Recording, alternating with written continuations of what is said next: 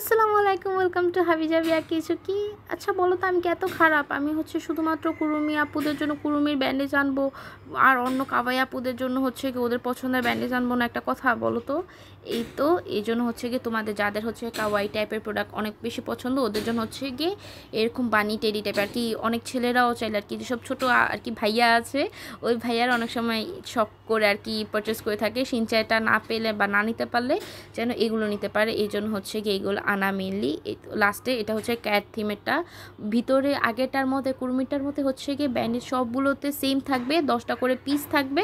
Just গিয়ে বক্সের কালারটা ডিজাইনটা গিয়ে আর কি আলাদা আলাদা হবে, এই আর তেমন বেশি কিছুই না। এই তো এখানে গিয়ে প্রত্যেকটা বক্সের মধ্যে তোমরা 10টা ব্যান্ডেজ পেয়ে যাবে আর কি।